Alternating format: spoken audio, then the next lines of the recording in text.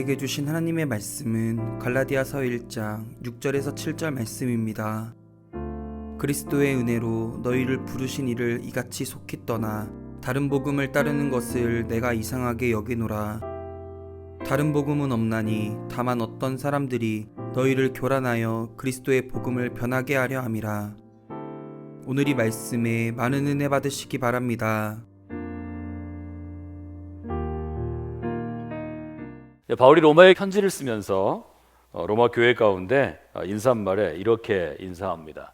내가 예수 그리스도로 말미암아 너희 모든 사람을 인해서 내 하나님께 감사하는데 그것은 너희의 믿음이 온 세상에 전파되고 있기 때문이라.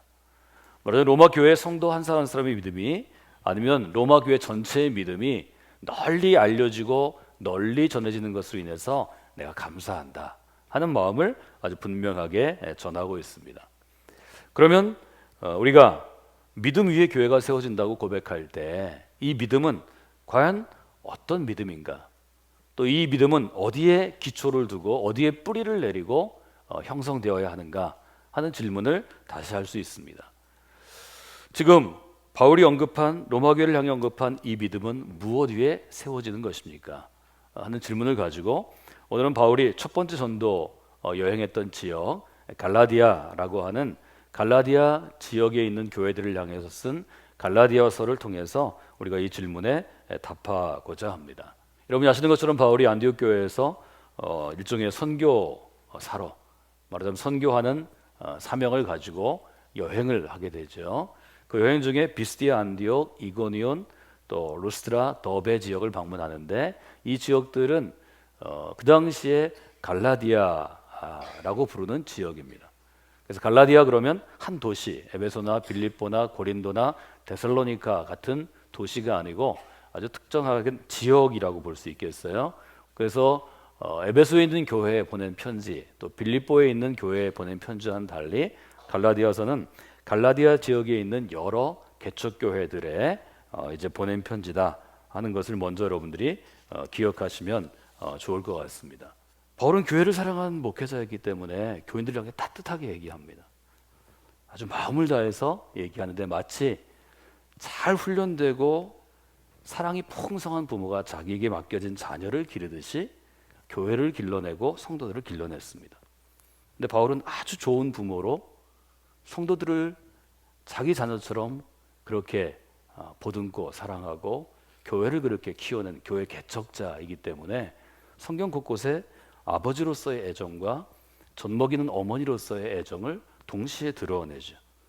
근데 갈라디아서에 보면 처음부터 그토록 사랑하는 교회와 성도들을 향해서 바울이 이전에 쓰지 않은 언어를 사용합니다.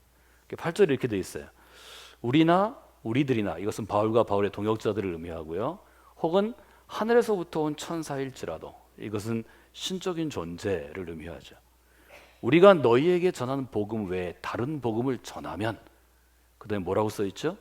저주를 받을지어다. 바울은 성도들을 향해서 이런 표현을 쓴 적이 거의 없습니다. 바울은 성격이 차분하다기보다는 상당히 저돌적이고 담즙질의 리더십이기 때문에 바울은 굉장히 성격도 모진 데가 있고 한번 승부를 보면 절대 지고는 못 사는 그런 성향이었을 것이다. 우리가 성경 곳곳에서 그의 삶의 곳곳에서 생각할 수 있습니다. 이런 그가 성도들을 향해서 무슨 이야기를 할 때는 마음을 정말 자애로운 어머니처럼 또 따뜻한 아버지의 심정으로 대했는데 저주를 받을지어다 이렇게 쓰고 있습니다. 여러분, 저주라는 말을 들으면 어떤 우리가 감정, 또 어떤 생각, 또 몸이 어떻게 반응하나요? 온몸이 곤두서는 일종의 긴장감이 생기죠. 두려움, 공포가 있죠.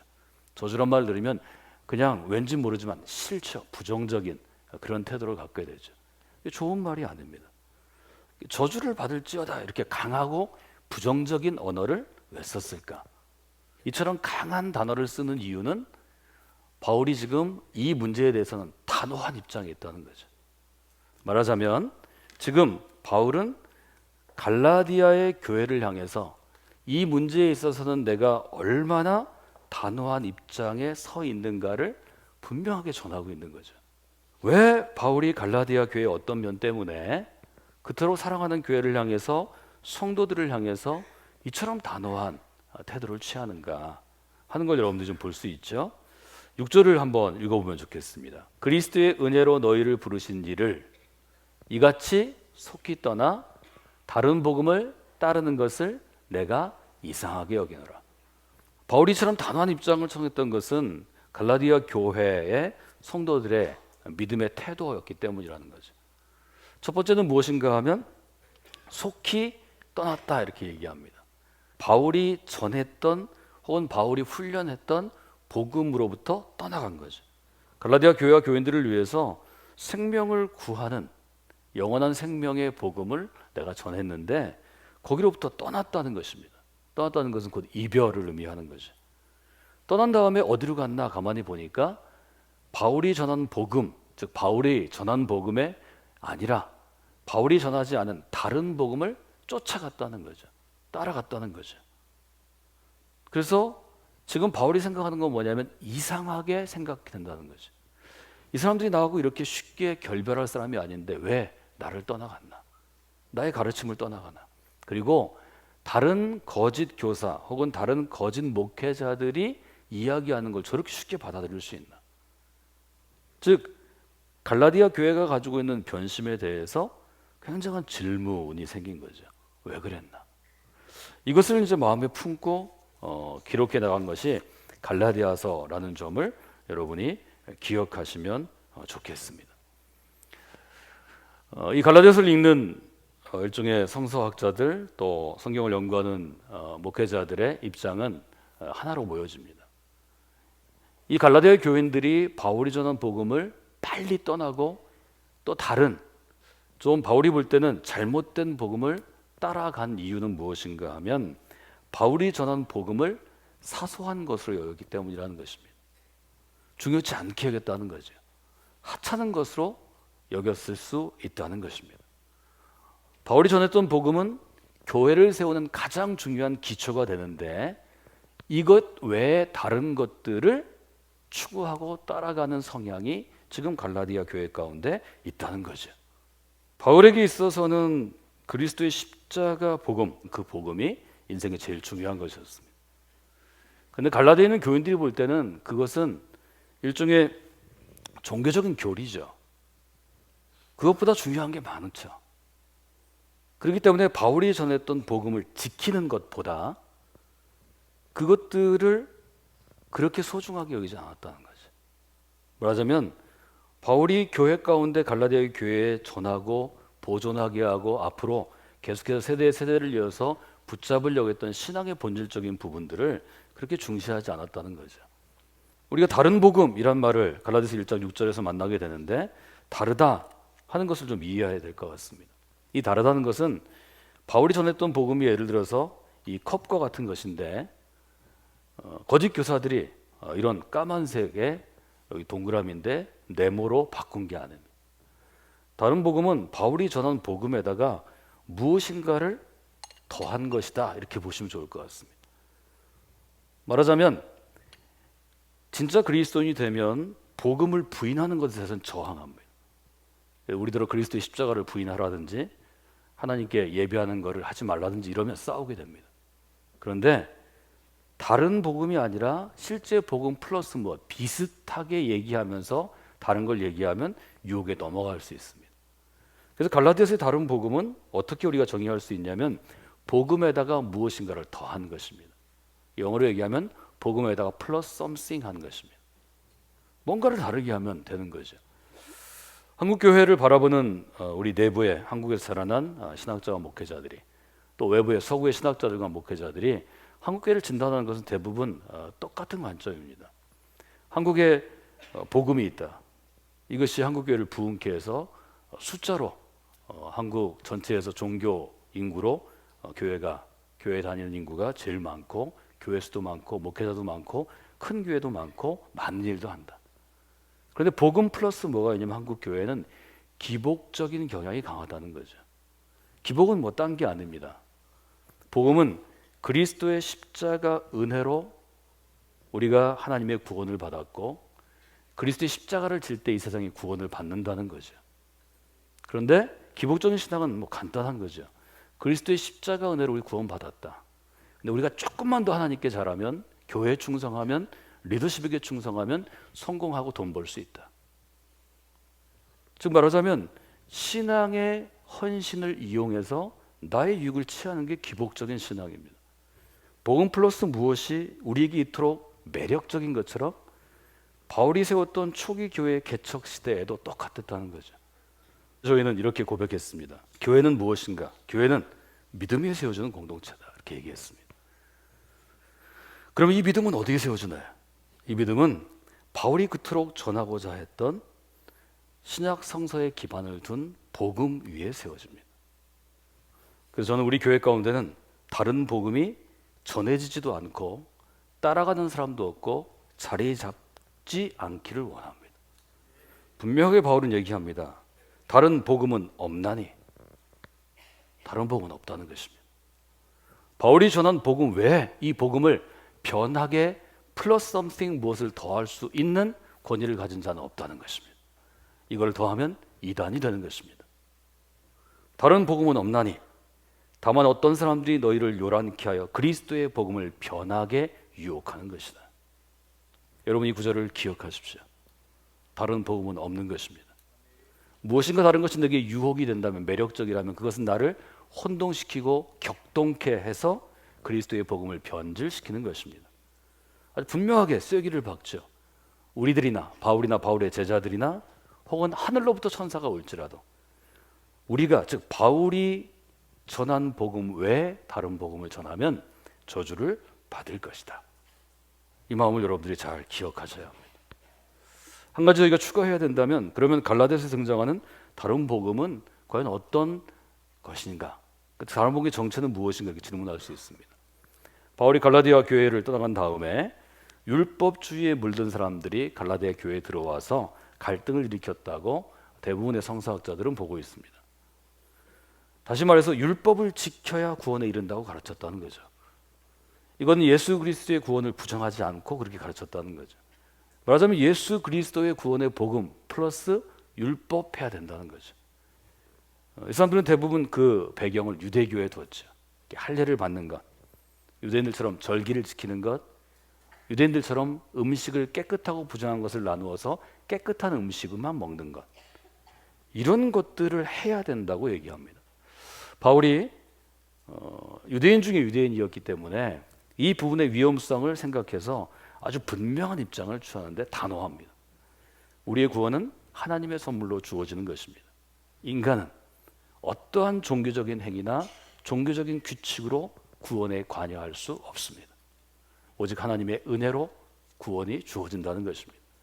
우리는 오직 믿음으로 그 구원에 이룰 수 있다는 것입니다. 갈라디아서 2장 21절에서 바울은 이렇게 얘기합니다. 내가 하나님의 은혜를 패하지 아니하노니 만일 의롭게 되는 것이 율법으로 인한 것이라면, 율법으로 말미암는 것이라면 그리스도께서 헛되이 죽으신 것이 됩니다. 바꿔 얘기하면 분명하게 얘기하는 거죠. 나는 하나님의 은혜에 의해서 의롭게 되었습니다. 만일 의롭게 되는 것이 율법이었다면 그것은 그리스도를 죽이는 것, 그리스도의 십자가를 헛되게 하는 것이기 때문에 의롭게 되는 것은 오직 은혜로 하나님이 해주신 것입니다. 이렇게 분명하게 고백하는 것입니다. 이 복음을 만약에 유대인들이 얘기하는 것처럼 할례나 절기나 음식을 정한 율법의 복음이라고 얘기한다면 우리의 복음은 은혜의 복음입니다. 은혜의 복음에 대해서 바울은 로마서, 갈라디아서 또는 다른 서신서에서 몇 가지 원칙을 넣습니다. 첫째로 바울이 강조하는 것은 어떤 것인가 하면 인간인 우리에게는 하나님의 선물을 받을 자격이 없다는 것입니다. 자격 없음. 이것이 바울이 보는 인간 이해입니다. 로마서는 이것을 뭐라고 표현하냐면 우리는 죄 아래에 있습니다. 이렇게 표현합니다. 죄의 영향력 가운데 죄의 지배를 받는 존재라는 것입니다. 그런데 하나님께서 자격 없는 우리에게 선물을 주셨습니다. 이 두 번째 원칙이죠. 하나님께서 자격이 없는 우리에게 선물을 주셨는데 어떤 선물인가 하면 구원의 선물입니다. 의롭지 않은 사람을 의롭다고 불러주시는 선물입니다. 이 구원의 선물이라는 거죠. 그런데 이 구원의 선물을 주실 때 하나님은 3번 조건 없이 주셨다는 것입니다.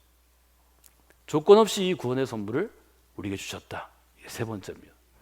여러분 인간의 조건에 영향을 받지 않을 수 없으나 그러나 믿음으로 산다는 것은 조건의 영향을 받지 않는 사랑을 이미 입었기 때문에 하나님으로부터 예수 그리스도로부터 우리가 이미 그 선물 그 은혜의 선물을 받았기 때문에 조건 없는 사랑을 우리 아이들에게도 우리 가족들에게도 또 성도 중에 우리 함께하는 소그룹원들에게도 우리 같은 성도들에게도 주고자 노력하는 것입니다. 이 조건 없는 사랑은 뭐 때문에 왔나요?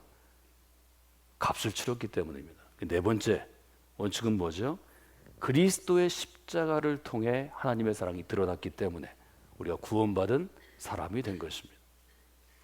이 조건 없는 사랑은 그리스도의 십자가라는 대가 치름을 통해 우리가 구속이라고 부르죠. 그리스도의 대가 치름을 통해 우리에게 주어졌다는 거죠. 이것이 바울이 우리에게 분명하게 전하는 은혜의 기초를 둔 복음입니다. 우리는 율법의 복음을 따르는 자가 아니라 은혜의 복음을 따르는 사람이라는 겁니다. 이것이 중요한 것은 율법의 복음으로는 조건 있는 사랑이 되기 때문에 조건 있는 선물이 되기 때문에 누구도 여기에 합당한 조건을 갖출 수 없습니다. 오직 은혜의 복음일 때 우리가 하나님이 주시는 그 사랑의 은혜로 구원받은 자로 설 수 있는 거죠. 여러분이 이 복음을 마음 가운데 잘 둬야 합니다. 그리하면 우리의 삶이 율법의 규칙에 얽매여서 누군가를 정죄하고 누군가에게 벌을 주고 누군가를 비난하는 삶이 아니라 은혜의 그늘 아래서 다른 사람을 격려하고 도와주고 기회 주는 사람으로 바뀌게 됩니다. 이것은 시대마다 모든 교회, 모든 교단, 모든 그리스도인이 고민하던 문제입니다. 이것은 고민으로 되는 것이 아니고 우리가 믿음으로 우리 모두가 은혜의 복음으로 그리스도인이 되었고 구원받은 자, 새 생명을 얻은 자가 되었고 은혜의 복음을 전하는 자가 되어야 한다 하는 분명한 신앙의 원칙만 동의하면 그것을 고백하면 여러분이 이 은혜의 복음으로 능히 살아가실 수 있습니다. 저희 교회를 위해서 여러분들이 이렇게 기도해 주시기를 원합니다. 은혜의 복음 위에 우리의 믿음을 세워야 합니다. 그러므로 성광교회 믿음의 공동체가 은혜의 복음 위에 세워지는 이 10월이 이 계절이 되게 하여 주시옵소서. 여러분이 기도하신다면 하나님께서 우리 모두를 은혜의 복음 가운데 세워주시고 은혜의 복음을 매일 체험케 해 주실 것입니다. 여러분 모두 그런 분들이 되시기를 주님의 이름으로 부탁을 드립니다.